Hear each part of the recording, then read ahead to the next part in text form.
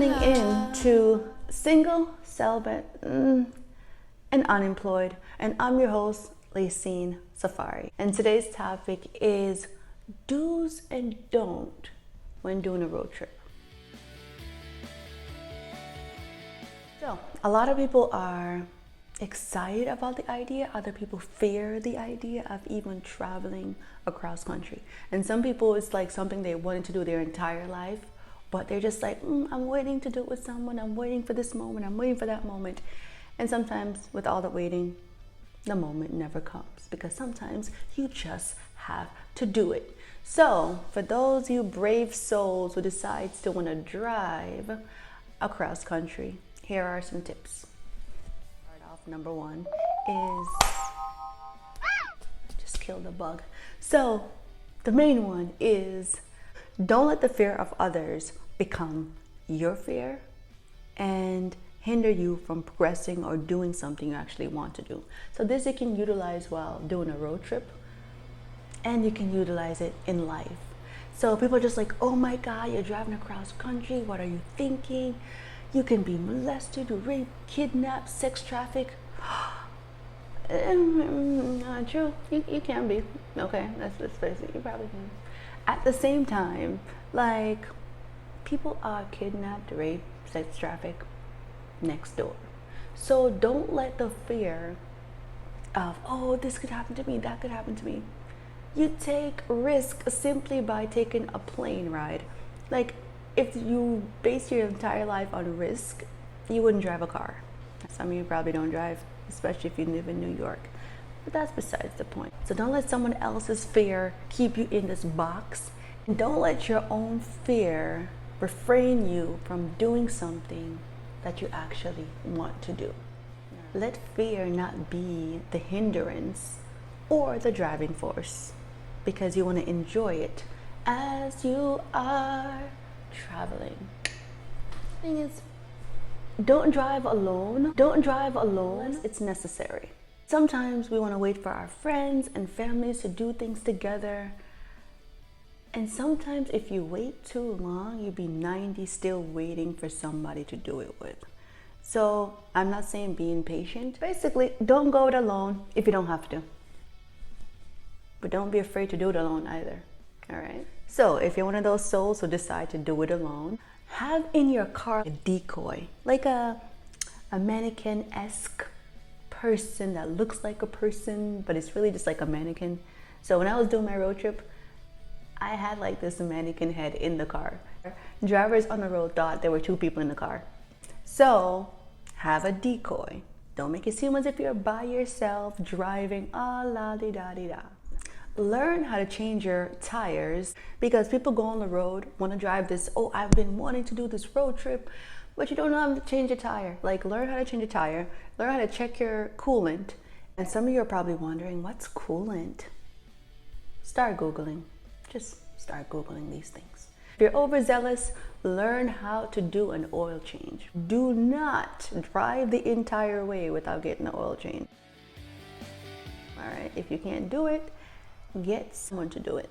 Some cars don't allow you to get into certain areas. You have to take it to a mechanic. I get those things. So if you don't have one of those updated cars and you still have access to certain compartments, you can do your own oil change or things of that nature, learn how to do it. At least learn how to change your tires. So if anything happens on the road, you're not them stranded, damsel in distress, or if you're a guy still stranded and still in distress, and you're like, oh, I'm waiting for someone to help me. Learn how to change your tires. Change your tires in the meantime as you call somebody, your assistance, your AAA, whatever insurance comes with the car. So call them to help you with your changing your tires, as well as you're waiting, try and change it yourself. So by the time they arrive, you are finishing, so they can at least check your work. The worst thing you can do is just sit there and wait sometimes, because either they take 3 hours and it's getting dark and you're sitting there by yourself just like waiting and waiting and waiting. So if you are going to change your tires, make sure you are parked safely off the road, okay? So you can do this without getting run over, all right? So if you have, I would say definitely get one of those kits. They have, you can put the lights around, you can put little cones to make sure you're off the road safely changing your tires. And make sure you are safe, the area is safe. I can't stress safe any amount more time. Like, make sure it's safe. Make sure, for some reason Florida pops up in my head and it creeps me out because crocodiles are there. And it's like, if by any chance you want to do a road trip to Florida, I don't know, there's somebody out there, like, and if you're in one of those little areas where it's like crocodiles, maybe I'm messing it up, maybe they're alligators, but the point of the matter is they crawl, they're in waters, they're in swampy areas. So if anything happens, you're in a swampy area, stay in your car and wait. If you're in open area, it's safe and things of that nature, definitely pull off the road, change your tires, but definitely call someone before you start changing your tires. So at least you can have double backup. Because I've also been in a situation where I have another insurance that came with the car, and they ended up not coming to pick me up or not changing my tires. I waited like a couple hours and I was like, I had to call the police and be like, hey, by the way, I'm here at this location. I called the insurance and somehow they canceled my appointment or my request, saying that some man called and canceled it. And I'm like, I'm the only one in this car. I don't know what man canceled it. But the point is, they couldn't find me, so they end up canceling it. So, but that was a different traveling experience that happened to me, not while on my road trip. So yeah, so be safe as you're changing your tires, all right? And also check your spare. Make sure your spare is good. And make sure you have access to your spare. So some people are traveling across country, so they have all this stuff with them. Their luggage, clothes, dressers, who knows what you're bringing. So make sure you still have access to spare tire in the back, because you don't want to dig through everything to fix your tires and now your entire room is on the corner of the highway. So be mindful. Do not drive at night. So avoid driving at night. So sleep at night, drive in the morning. Keep that basic rhythm going. Because sometimes you're just like, I gotta make it. I'm next to the hotel, wherever you're staying, the Airbnb. So I would definitely highly encourage sleep at night, drive during the daytime. Do not be on the road at night. Got me? All right. Because there's gonna be somebody who's gonna be like, I can't make it, I'm almost there. Sometimes just rest and learn what your body rhythm is capable of handling. And there's somebody's like, I can do 24 hours of driving. Again, sleep at night and drive in the morning. All right, keep that going. So again, there's no rush. If you do plan on staying in different hotels and Airbnbs, so don't book them all at once before you start your road trip.